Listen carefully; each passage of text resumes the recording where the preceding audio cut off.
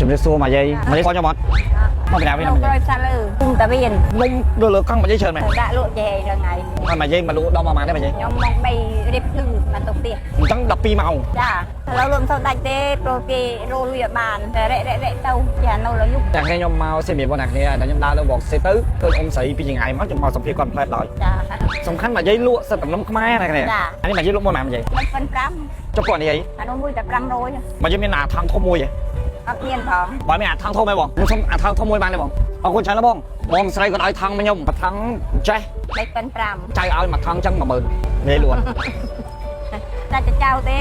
10000 20000 30000 40000 50000 60000 70000តិចខាត់មកយាយ អត់ខាតទេចា ខាត់មកយាយណា80000 90000 100000 12 11 12 13 14 15 16 17 18 19 200000 20000ចង់ពេញបាត់ទេយាយឥឡូវចេះហ្មងខ្ញុំចង់ឲ្យនិយាយខាន់ទៅចំណេញទៀតមួយថងនិយាយ50000យកហ្មង សិនចៅទេ តែចិត្តខ្ញុំហ៎ ចា អញ្ចឹងខ្ញុំមកមួយថង50000 25 30000ឲ្យមកយាយចំណេញ35000 40000 45000 50000មកយាយចោលទិញថែមទៀតណា សិនចៅ ស្អីទៅចៅមិនចៅទិញទៀតអញ្ចឹង55000ដល់នេះបណ្ដោយ60000ដល់នេះទៀតមកយាយនេះទៀត65000 70000មកយាយចោលខ្ញុំឈប់ប៉ុណ្ណឹងទិញទៀត ទេសិនចៅ ទិញទៀតតែចិត្តចៅដល់នេះបងពីនេះបូកបញ្ចូលគ្នាទៀត80000អញ្ចឹងចៅសុំទិញប៉ុណ្ណឹងចំនួន80000មកយាយគាត់មិនដែរ អរគុណចៅអើយ ចាំទៅនេះសាធុសាធុ បាយចម្រើន បងចៅឆាប់នេះសំសា តែអត់ទេកូន នេះមកយាយចៅសំសាបង មិនចៅ គេថាចៅមិនស្មោះ តែអត់ អត់ទេគេថាចៅមិនស្មោះ មានសង្សារស្អាតស្អាតណាចៅ សាធុចៅសុំជូនមកយាយ80000 ចាអរគុណបងសុខសប្បាយអូយក៏បានប្រាថ្នាអូនឃើញបានដូចចិត្តណាចៅ សាធុ បាយតែបានមានប្រពន្ធកូន ទឹកប្រាក់នេះគឺខ្ញុំបានមកពីលោកជំទាវដានអាហារ ចៅ អរគុណច្រើនមកយាយមែនតើ បាយ បាទចៅសុំលាមកយាយទៅសិនណាប៉ុន្តែមុនលាមកយាយចៅសុំឲ្យមកយាយមួយបាន ចាបាន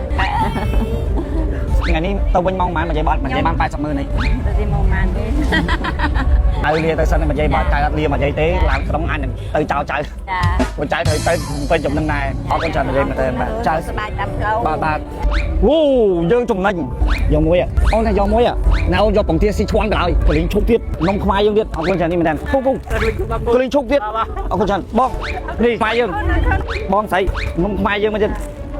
ណែបងយកអត់នំខ្មែរយើងបាយក្លាំងបងអត់អីទៀតពុកណែបងសូមជូនបងទាំងអស់បណ្ដោយអរគុណច្រើនបងមែនតើអរគុណច្រើនបងបាទចែកអត់លីងខំយ៉ាពេលផ្លែបងអរគុណច្រើនមែនតើបងបាទបាទ ឲ្យជាមួយអូ បាទបងដាណាខែណៃគ្រីមជាលេម្សៅវីតាមីនដែលលេជាមួយនឹងគ្រីមតងសុខធាមនិងដបសេរ៉ូ